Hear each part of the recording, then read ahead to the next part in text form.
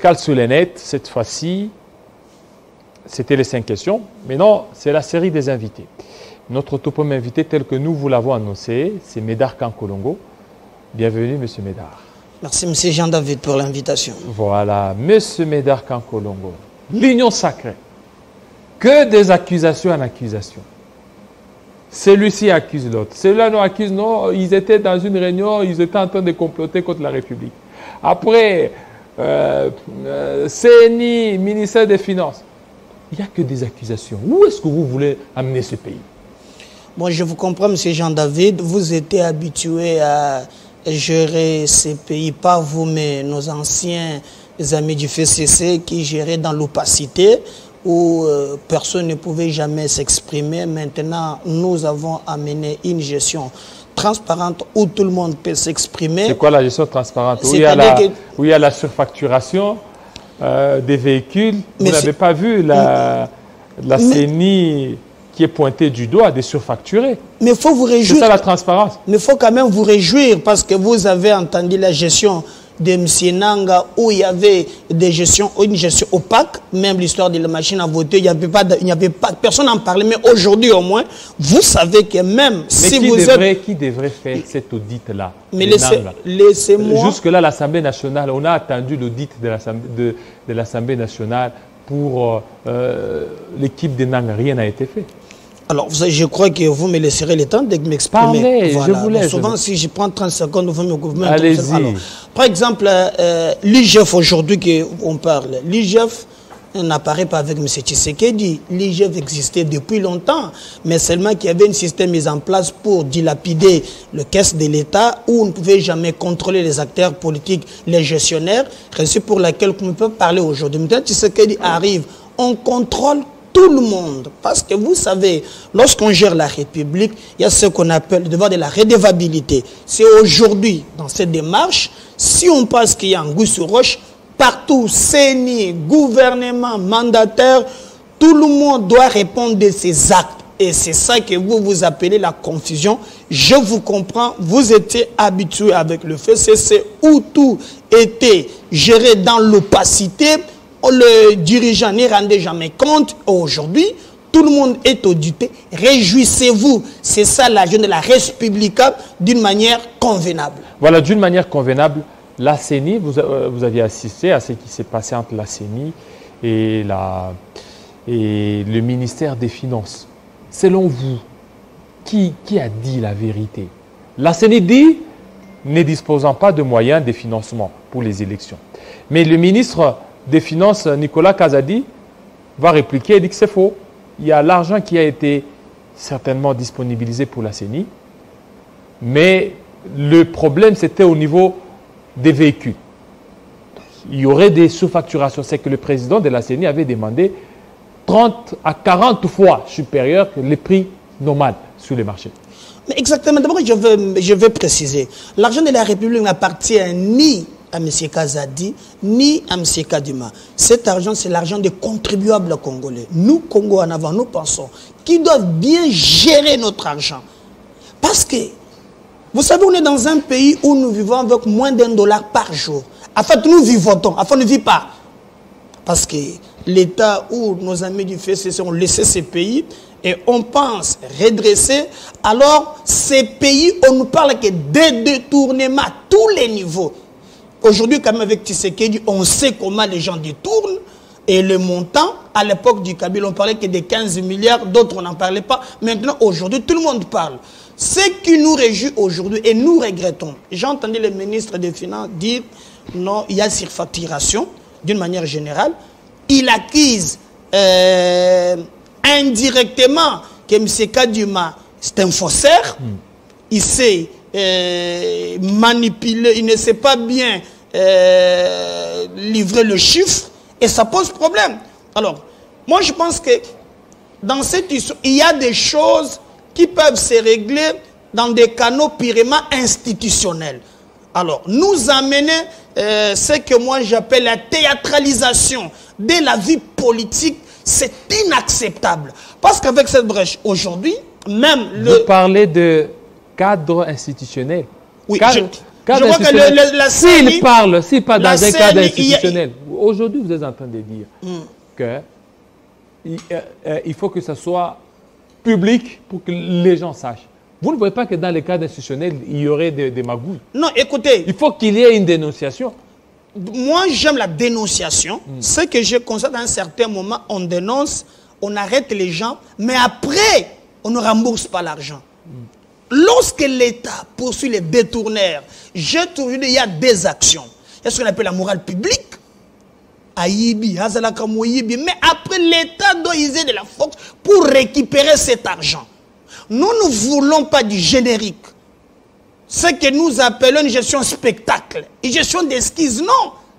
Le plus important, c'était mettre des mécanismes purement institutionnels, parce que la CENI est aussi conseiller du gouvernement, voir comment trouver s'il y avait des couacs, mais commencer directement à mettre sur la toile. Et nous voyons maintenant, j'ai des ping-pong, j'ai questions-réponses. Aux médias, c'est cette odeur inadmissible, que nous pensons que ce n'est pas vrai. À notre niveau, nous donnons aussi des éléments. Qui a menti? Qui n'a pas dit la vérité? Mais il n'y a que la justice qui élève une nation, comme on parle de détournement. Il est grand temps qu'il a saisi du dossier. Est-ce qu'il y a détournement? Parce que jusque-là, il n'y a pas de détournement. Mais on nous parle sur facturation, par exemple. Là où on devait dépenser 1000. Quand on dépense 10 000. Alors, donnez-moi les vrais sens. Parce qu'on veut les surfacturations. Et c'est là qu'il reste à prouver. Parce que jusque-là, quand du Mapan, ce n'est pas vrai. Alors, pour trancher dans un état de droit, il n'y a que la justice qui peut trancher. Nous montrer qui a tort, qui a raison. Ce n'est pas Jean-David Kilolo et Médard, quand on sait ces plateaux, qui dira non, c'est Nanga, c'est Kazali. Mais moi, je regrette que cette image qu'on nous donne, c'est une image qui ronge notre famille politique. Voilà, une image qui ronge la famille politique, mais vous ne voyez pas qu'au départ, le casting n'a pas été à la hauteur. Aujourd'hui, c'est Kadima qui est là, Kadima qui a été contesté, mais aujourd'hui il est là, malgré tout et contre tout. Et puis le ministre des Finances, au lieu de trouver un cadre approprié pour se régler les comptes, ils les font sur la place publique. Est-ce que vous ne voyez pas qu'il y a un problème de casting? Le casting, je ne sais pas si on parle de casting, mais c'est Kadima, selon demandé, c'est lui qui a formé tous ces gens en matière électorale. Nanga et les autres sont ses élèves, selon ce que j'aurais appris. Il a travaillé pour le PNI des consorts. Donc, sur le plan technique, c'est quelqu'un qui est un chevronné. Vous n'allez pas dire qu'il y a un problème de casting. M. Kazadi fait ses preuves aujourd'hui. Regardez, on est en train de tripler le recette de l'État. Contrairement à d'autres, c'est les autres, ils triplent aujourd'hui. Mais le plus important, c'est la maturité. Lorsque vous gériez la maturité, il y a des choses qu'on se comporte en homme d'État. Pas comme des militants, comme des gens, vous vous levez un beau matin, sans retenir, ça ne passe pas. Un homme d'État? Oui. Est-ce qu'au niveau de l'Union sacrée, il y a de ceux qui se comportent en homme d'État, d'autres non? Exactement. Je le sais, moi, par exemple. Il y en a. Mais on a vu des réunions, des prétendues réunions de déstabilisation des institutions. Est-ce qu'il y a eu véritablement ces réunions-là? Il y a eu réunion chez Kimbuta. Il y a eu réunion chez Kimbuta. C'était des rumeurs ou réunions? Il y a eu réunion chez Kimbuta. Je peux confirmer Kimbuta. Quelle réunion? Est-ce que c'était une réunion de déstabilisation ou une réunion qui s'inscrit dans la liberté des réunions? Non, il y a eu une réunion pour déstabiliser les institutions. Déstabiliser quelle institution? L'institution Sénat. Sénat. Exactement. Les gens se sont réunis. Est-ce que les gens ne peuvent pas se réunir pour réfléchir, donner des pistes de solutions à leur institution dont ils font membre, dont ils font partie? Écoutez, ce sont des sénateurs. Est-ce que vous pouvez les empêcher à pouvoir réfléchir, dire non, le président du Sénat ne fait pas bien son travail, qu'est-ce qu'on peut faire pour l'aider? Et vous appelez réunion de déstabilisation. D'ailleurs, vous savez ce qu'on appelle l'opportunité. Et aussi, en d'autres termes, lorsqu'on est sénateur, on est président, on est élu, il faut travailler pour l'intérêt du peuple. Il faut éviter la politique d'autres, toi que je me mette. Et c'est cette politique qui a détruit notre pays. Il se retrouve, laissez-moi répondre. Je dis qu'il y a eu réunion chez Kimbuta et jusqu'à aujourd'hui, les informations à ma possession, ils se sont retrouvés au niveau des GB. Ils continuent avec des mêmes réunions pour déstabiliser l'institution Sénat. Qu'est-ce qu'on reproche au bureau du Sénat? C'est ça le vrai problème. Vous n'avez pas suivi Sami Badibanga dans son tweet. Il a parlé. Il dit que vous n'allez pas entraver à la liberté des réunions. Ça fait partie des droits reconnus dans un état de droit. Ça veut dire que les gens peuvent se réunir. Et vous n'allez pas les en empêcher. Voilà, alors je vais vous répondre. Pourquoi il parle de la dictature? Voilà. La dictature, nous suivons des plénières, je crois c'est diffusé. Ça, c'est que Sami Badibanga dit. Non, mais Sami... Dans son tweet, non? Bon, vous savez que Sami Badibanga, j'ai beaucoup de respect pour lui. Vous savez qu'il était membre du bureau. Et vous savez dans quelles conditions il a quitté le bureau. C'est lui-même qui a démissionné. Alors... Tête haute. Voilà. En tant qu'homme d'État. Exactement. Il dit que non, je ne vais pas. Alors, il est parti. Peut-être entre les lignes, il pense y revenir. Et la seule façon de revenir, c'est déstabiliser. Laissez-moi, mais moi je vous parle. Moi je ne réponds pas. Mais continuez alors, allez-y. Mais vous m'interrompez à chaque instant. Allez-y, vas-y. Et peut-être qu'il pense revenir au bureau. Et sachant que si le bureau tombe, il pense repostuler. C'est son droit le plus légitime. Et vous n'allez pas l'empêcher à ça. Mais je ne vais pas l'empêcher, mais maintenant le mobile qui le pousse. Le problème est ailleurs. Vous savez, Jean-David, dans ces pays, on a connu une histoire appelée FCC Cash, où nos amis du FCC voulaient à tout prix bloquer le président de la République. On a connu une gestion des couacs. Mais il y a quelqu'un, par la sagesse, qui a voulu réunir tout le monde, qui a identifié la majorité, c'est monsieur Bati Lukwebo. Maintenant, c'est pas le président Félix Tshisekedi. Écoutez, et vous avez même attendu à l'époque, vous avez attendu à l'époque, Ntambwe Mwamba et Mabunda dire qu'on pouvait même accuser du président pour la haute trahison. C'est un schéma. Ils ont dit comme ça ouvertement. Mais Mabunda a été très clair sur ça. Alors, vous savez, depuis lors, cette histoire a échoué.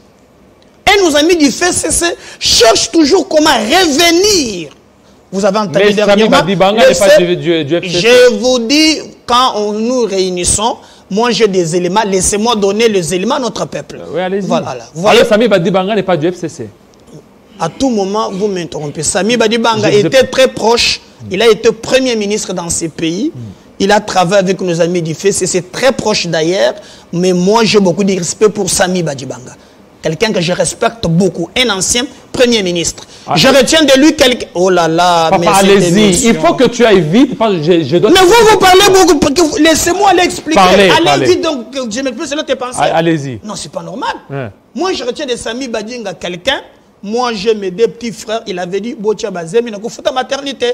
Quelqu'un que je respecte à son époque, il y a eu beaucoup de bébés, je lui respecte tel. Mais le plus important pour le moment, ce n'est pas des réunions à gauche, à droite. Bati a fait très mal, il a perturbé le calcul du FCC. Il faut à tout prix déstabiliser Bati pour bien travailler. Actuellement, vous avez dit, parmi les poids lourds de l'Union sacrée, Bemba, Katumbi et les autres, Bati lève l'option de dire moi je soutiens Tshisekedi en 2023 sans condition. Les autres tergiversent jusqu'aujourd'hui. Bemba ne se prononce pas, Katumbi ne se prononce pas. Mais c'est leur droit, non? Mais exactement. Oui, c'est leur droit. C'est ça le vrai problème. Le vrai problème, pourquoi Bati aujourd'hui, lui, prend la candidature de Tshisekedi? Première position, pourquoi lui met des stratégies en place afin que Tshisekedi puisse réussir en 2023, alors pour le déstabiliser, mettons-le en difficulté, déstabiliser l'institution Sénat, après, mettons notre machine en place. C'est ça le vrai enjeu. Là, ce sont des réunions. Là, c'est l'interprétation de vous, communicateurs. J'ai reçu un sénateur qui m'a tout dévoilé. Un sénateur qui m'a tout dévoilé. Qui était à la réunion. Nous parlons d'abord de Sami Badibanga et de Bati Lukwebo. Les deux là, qui est proche du président Félix Tshisekedi? Celui qui est proche, c'est Sami Badibanga. Vous pensez qu'un président du Sénat, mais Jean, vous parlez de quoi? Moi, je parle proche. Deuxième, alors, non, il n'est pas proche. Je ne parle pas, moi je ne parle pas peut-être. Il n'est pas proche. C'est que la proximité, vous voulez définir ça comment, vous? Entre Sami Badibanga et Bati Lukwebo, qui va certainement défendre les intérêts de Tshisekedi? C'est Bati Lukwebo, il le fait mieux.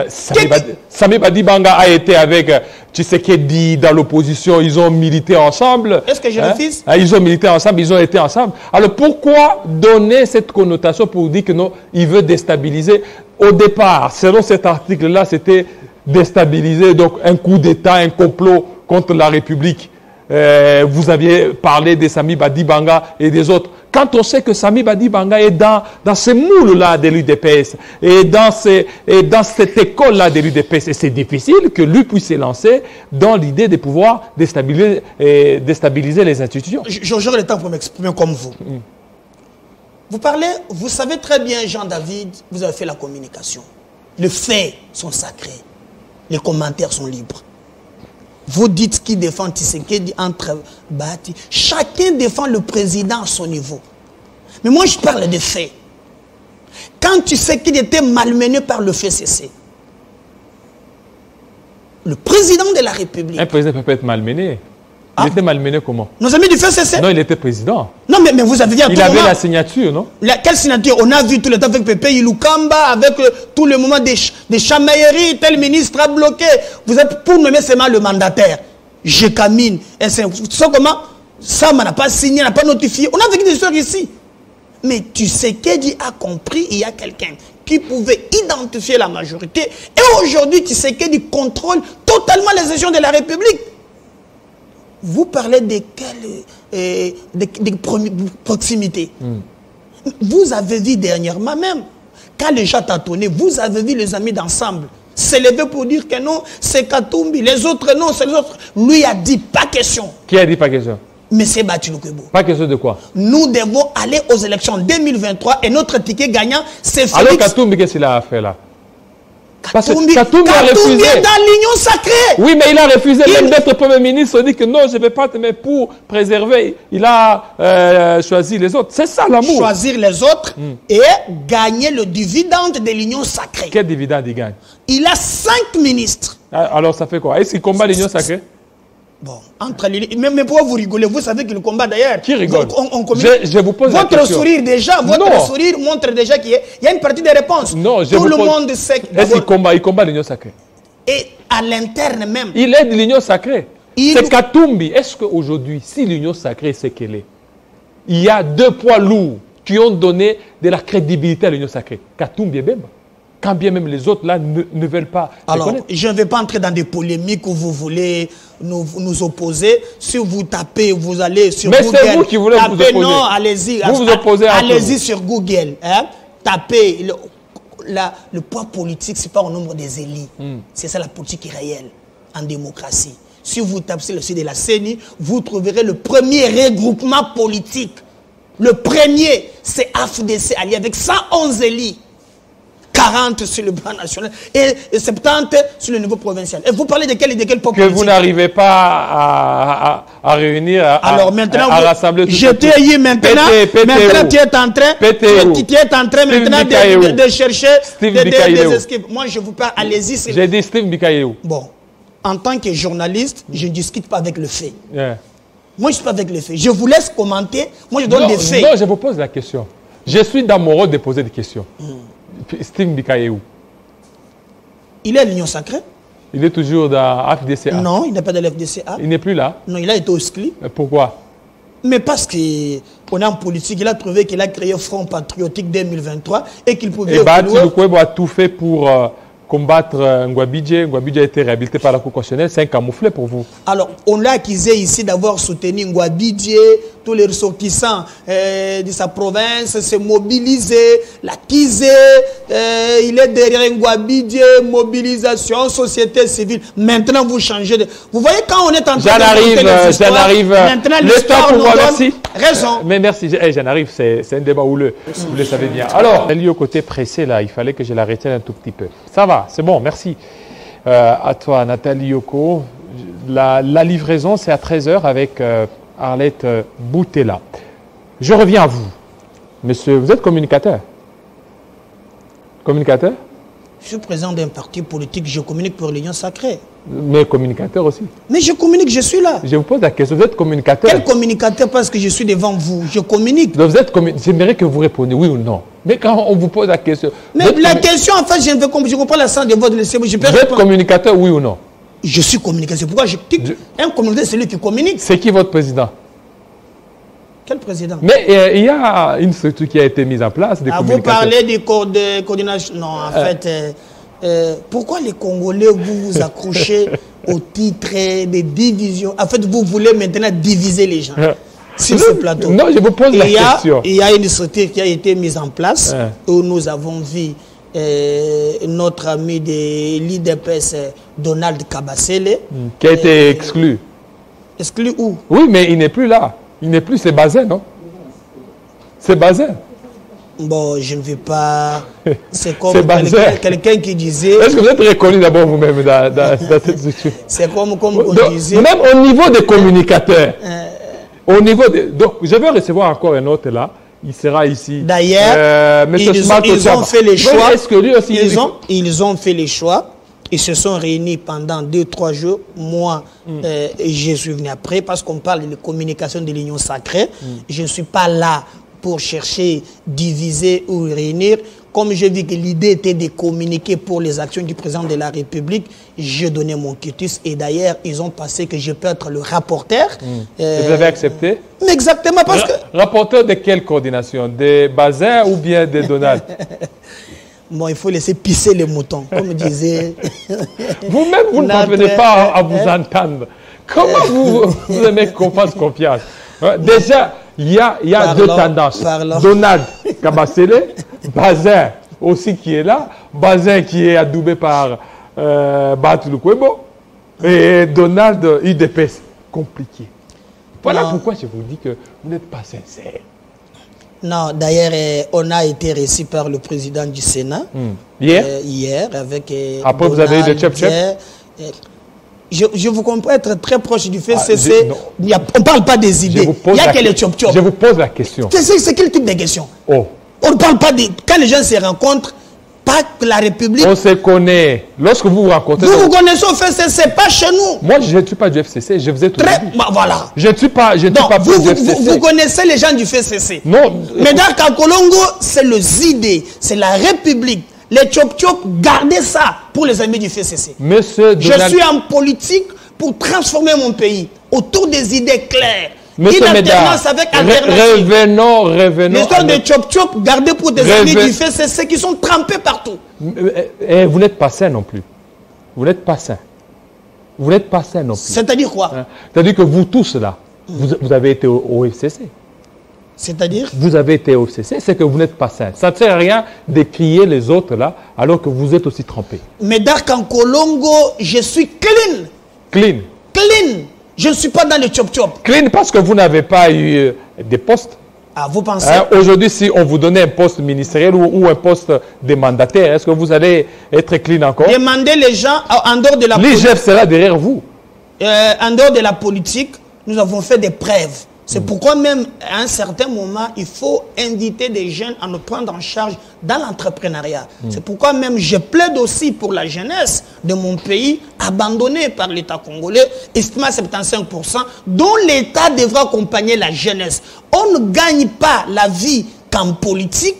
On peut gagner la vie parce que moi je peux te dire, laissez-moi les gens d'avis, des gens contre la jeunesse. En dehors de la politique, j'ai fait 2 ou 3 choses et je réussis. Je t'avais dit autrefois que non, je réussis aujourd'hui. Moi, regardez cet âge à construire une école qui excelle et où on est en train d'engager un bon nombre de Congolais. C'est seulement, voilà, c'est travailler. Vous avez travaillé commencer dîner, hein. Vous avez travaillé où? Moi? Oui. Privé. Privé. En tant que vendeur de cartes ou vous faisiez quoi? Commencer même vendeur de cacahuètes, ça me va. Ou vendeur de charbon? Oui, jusqu'à tel point que j'ai évolué et aujourd'hui. Donc, il y a moyen de réussir dans ces pays. Vous avez une école? Effectivement, non seulement l'école, mais je suis dans l'agriculture, je suis dans l'élevage, je le fais. Je suis le modèle pour montrer aux jeunes qu'on peut réussir. Pas seulement en politique, mais malheureusement, l'argent du FPI, où on peut accompagner les jeunes entrepreneurs, c'est détourné par une classe politique non classable. Il y a des Gokonyangi, où il y a des Bassengezi, où il y a des gens. Allez-y, lisez les rapports. Vous ne voulez pas que je cite maintenant. Lisez le rapport du FPI. Voilà. Alors, lisez maintenant le rapport du FPI. Vous allez voir comment nos amis du FES ont lapidé des millions qui du reste devaient être financés même pour accompagner les petites et les moyennes entreprises. Donc, gagner l'argent, on vient en politique pour servir le peuple. On vient en politique parce qu'on a des projets clairs pour servir notre peuple et non pas s'enrichir. La politique, c'est de l'apostolat. On vient servir et non pas se servir. Vous allez faire l'apostolat tel qu'on vous voit. D'ailleurs, réjouissez-vous. Les jours où j'aurai des fonctions, tu seras là, peut-être de l'un ou des près. En tant que qui? Je serai là en tant que qui? Mais avec votre intelligence, moi je suis très intelligent. Tu te penses que Kokonyangi est plus intelligent que toi? Non, arrêtez. Bitagé est plus intelligent que toi? Non, il ne faut pas citer le nom des gens. Mais non, je ne dis pas le nom des gens. Kokonyangi a été ministre dans ce pays. Mais il a fait quoi? Il a fait preuve de beaucoup, Quelle preuve? De beaucoup de choses. Comme durant 3 ans. Comme je t'ai dit, durant 3 ans, il a fait beaucoup de choses.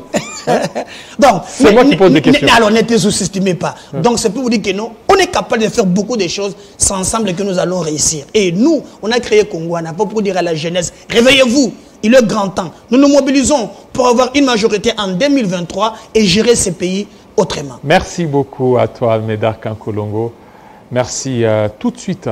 Smalto Chaba. Mais comme on est à la fin de c'est encore un autre débat, très zoulé. Je n'ai pas encore, donnez-moi le temps de... Je vais interpeller le ministre des ITPR. J'interpelle en même temps Guissaro. Inexistant. J'interpelle aussi monsieur le gouverneur de la ville-province de Kinshasa, Jean-Tini Ngobila. Vous savez, nous payons. Kinshasa Bopeto. Voilà. Et je vais aller plus vite. Interpeller son ministre des Transports, M. Mbokoso.